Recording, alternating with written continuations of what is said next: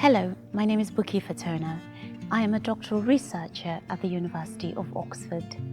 Welcome to Phil-Sci-Theo, an 8-part discussion series on topics in the intersect of philosophy of science and religion.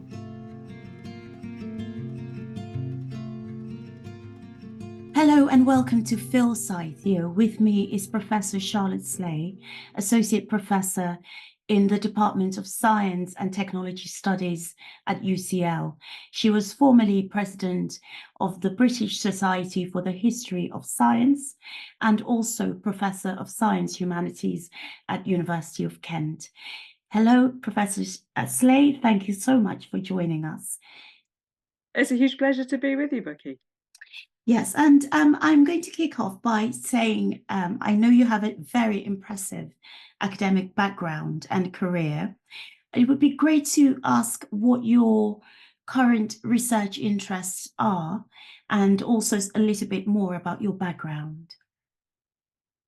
So I started life actually fully intending to be a scientist. Well, started my adult life fully intending to be a scientist.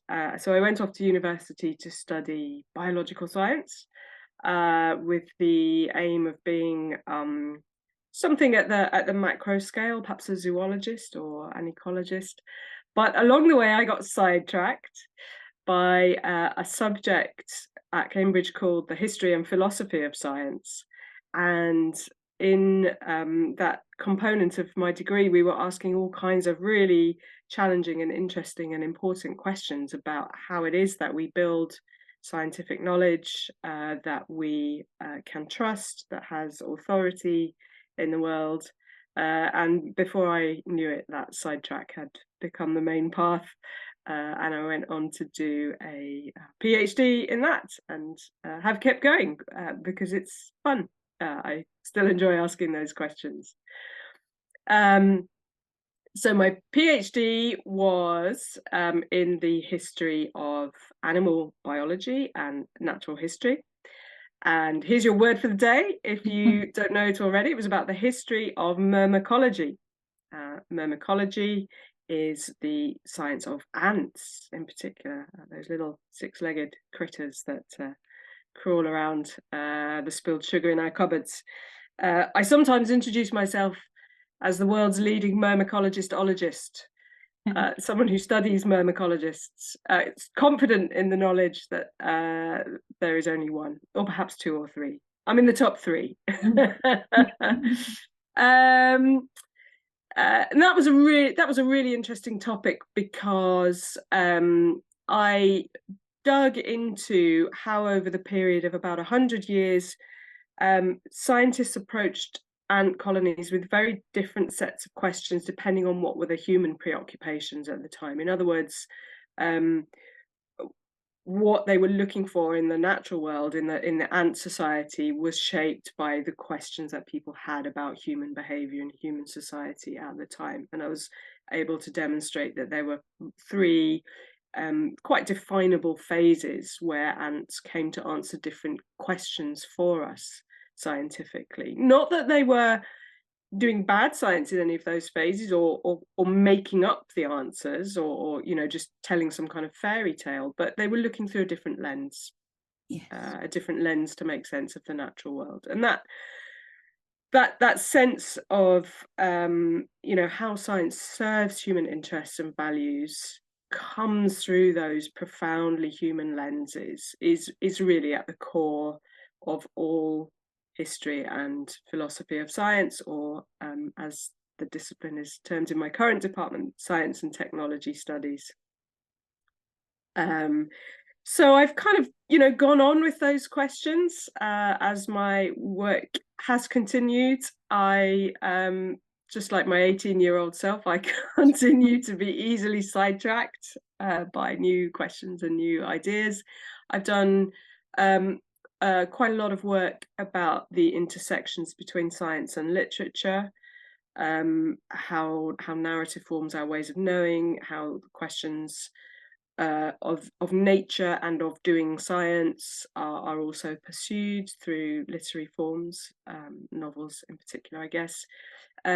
ditto with visual arts. I've published a book about the visual representation of animals as well.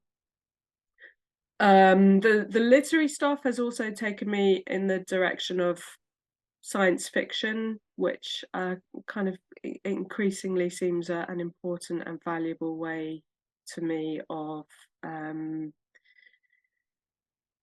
almost pivoting between science and theology. Science fiction is, if you like, the theological space of science, the theological space that many scientists permit themselves, where they can construct, literally the heavens, and kind of figure out how things might work there, and you use those as reflections for how things are on Earth. So I've done a bit of work in that area. My big life change came, I guess, over the past 5 years or so, during which time I've also trained as a priest.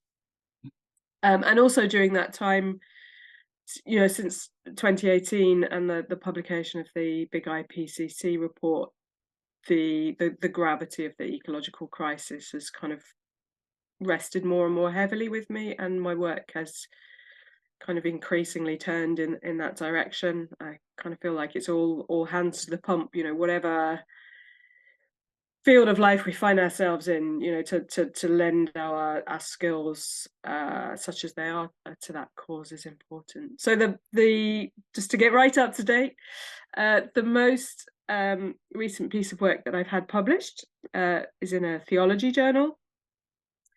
But it's still in this field of science and technology studies, and I've been looking at all those books and films that there have been recently about weird creatures, right?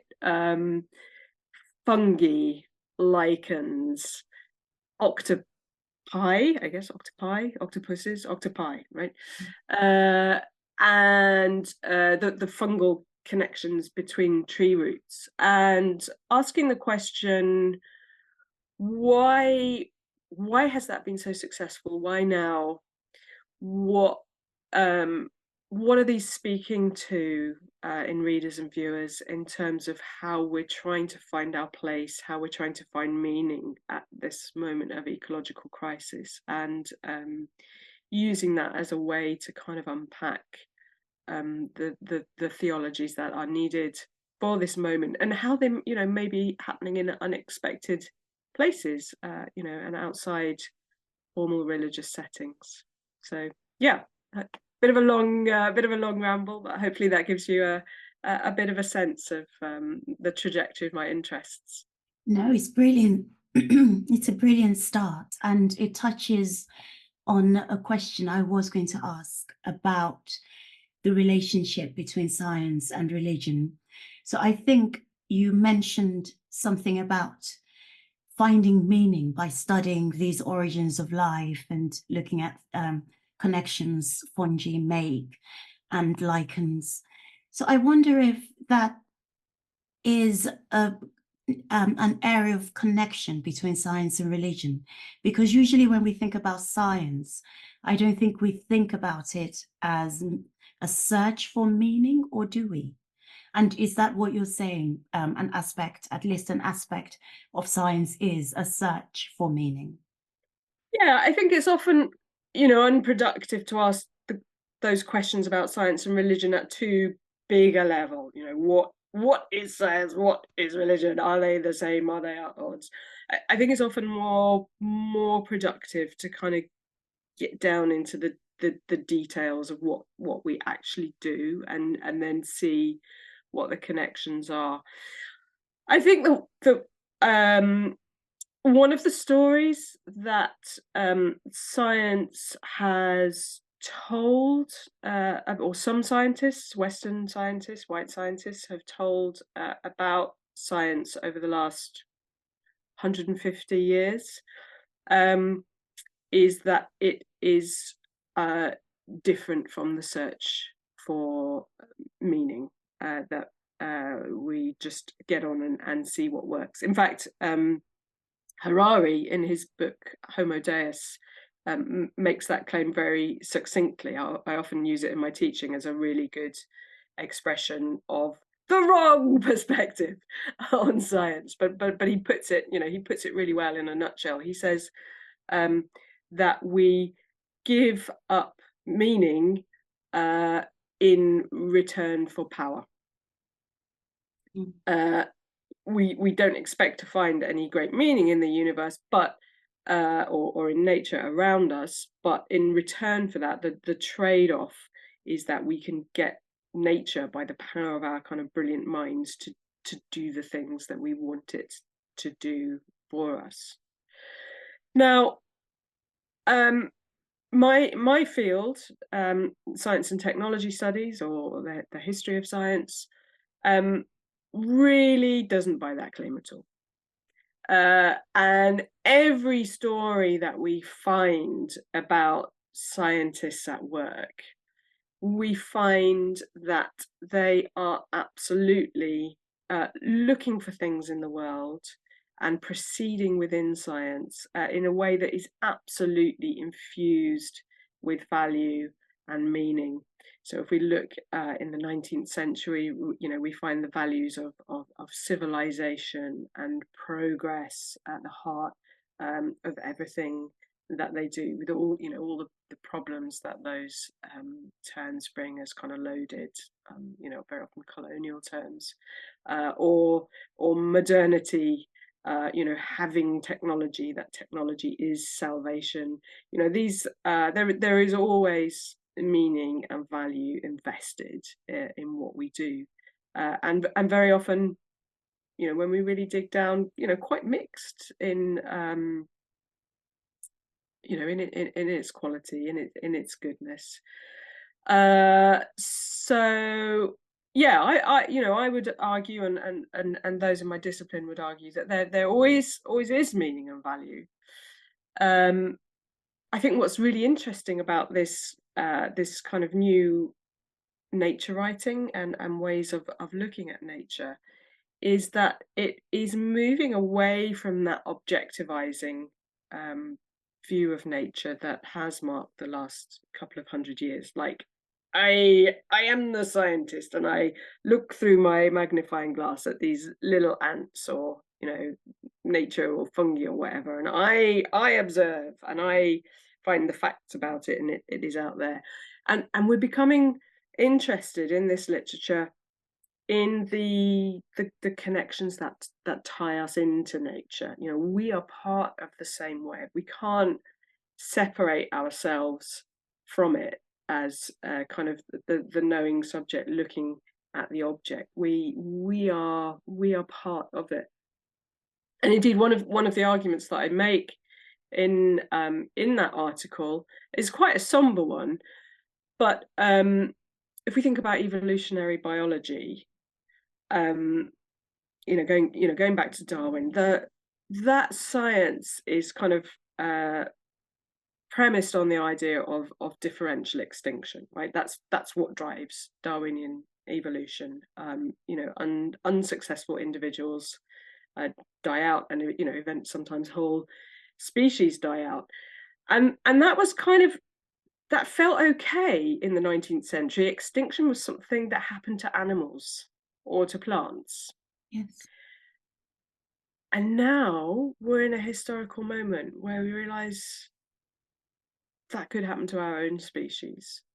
And I think that just that simple realization, in one sense, it doesn't change the science at all, but in another sense, it changes everything, because, oh, I'm not some disembodied subject studying the world out there. I am knitted into it. Mm. And that changes everything about how I might direct my energies, my attention, my care. So that's kind of the thing I've been interested in there. So yeah, I agree that when we look down into the detail, value, care, attention are values that are common to both faith and to science. Okay. You mentioned this, and I was going to ask, what is if any, what are the differences between science and religion? And you mentioned how I can't remember the adjective you used, but it's not entirely a helpful question. Do you want to say more about why it isn't a helpful question? And are there differences? Also, are there similarities? I think meaning making is a similarity from what you've said, but are there others? Yeah, I mean, it's a ridiculous question, isn't it? It's so huge. You know, which religion, which kind of religion, even if we narrowed it down to Christianity, which kind of Christianity, which version, and similarly, science is way more diverse than you know, perhaps you know, we naturally think of it. It's so diverse. So, you know, which which bits are we comparing? Almost impossible. And then the other question, I suppose, is are we attempting to compare them from inside both of those systems, or, or in which case, you know, it's really hard to have the clarity on it, or are we trying to compare them from outside? Uh, well, there's, you know, what is the neutral position from which we can stand outside of those? You know, they're both so woven into our lives. How can we possibly stand outside both of them and get a clear perspective on them both? Um, Let me start with science, I guess, because you know, I've spent, in a sense, you know, longer studying science professionally. Um, there are a couple of obvious ways, I think, in which people try to define science. Uh, One is that it is knowledge about a particular set of things. It's about those things that are real and actually in the world. So it's about uh, species and atoms. It's not about spirits and ghosts, right? You know, I think that sort of feels like quite a natural definition to a lot of people. Um, the problem with that, well, and then so then and then I guess the corresponding statement would be that religion is also interested in the things that are not materially real, maybe. Um, another definition that people often give of science, or kind of they have somewhere there at the back of their mind, connects to that first definition about what kinds of things that is about. Right, the fancy word for that is metaphysics or ontology. What kind of things are there? Um, and most people assume that that suggests a way of knowing about those things as well. That we can define science as the way of knowing about those things. And again, there's a philosophical term for that, which is epistemology, and uh, uh, people often talk about the scientific method. That's a really interesting phrase with a specific history behind that. They usually mean one of two things by that. One is the idea of kind of the scientific experiment, hypothesis, testing, retesting. They may mean replication by that. They may mean something specific called falsification, trying to disprove scientific theories. I think we might come on to that Yes, we later will. on. Yeah. Um, the problem is that during the period of modern science, let's say, what, for, you know, 350 years, uh, philosophers have been hard at work trying to vindicate that those sort of epistemological methods, trying to show, right, you know, this is how we actually know about the natural world, and they have never succeeded. You cannot show that those methods of knowing about the world are correct.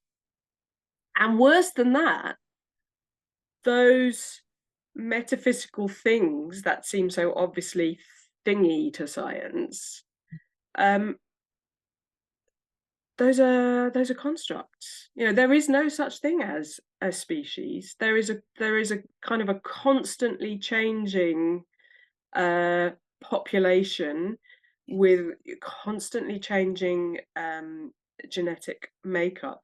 And from a particular freeze-framed moment, it can make sense to put around a box around part of that population and say, this is a species.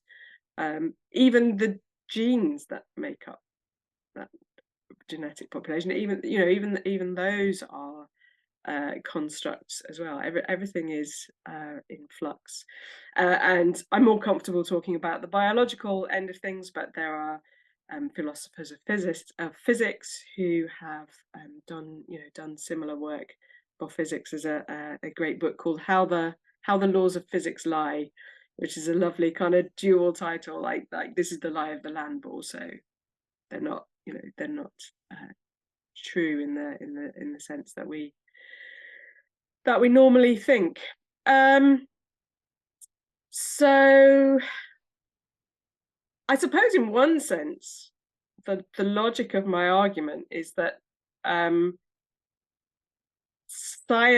doing science is actually as much of a faith-based activity as doing religion. We can never prove. I can't prove the existence of God. Sorry, all those people who've written books claiming to have done that. You cannot do that. You cannot prove the existence of species, but you lean into it, and you have social structures that enable you to do that. You have agreed dogma. You have agreed ways of behaving. That gives an account, I suppose, of science and religion, both of them from a very human end, as sort of human activities. It doesn't kind of give us anything from the top end. Where is the invitational aspect? I really like the writing of Bruno Latour.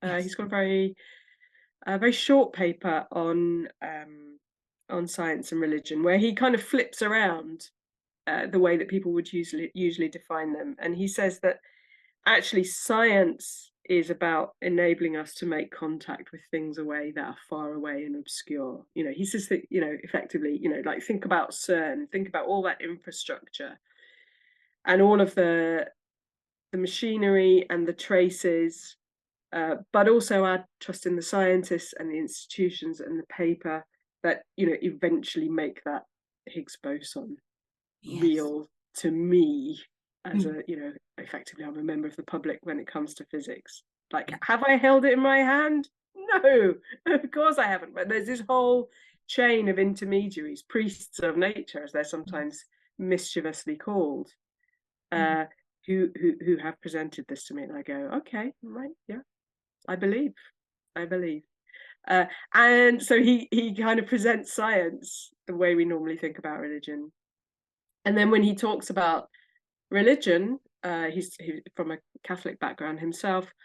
He talks about icons, and he talks about how they are immediate and how they invite us in. So he leans on the invitational element of faith things, which I think is kind of beautiful. Yes, it is. That I haven't heard of that paper. I'm going to go and find it and read it.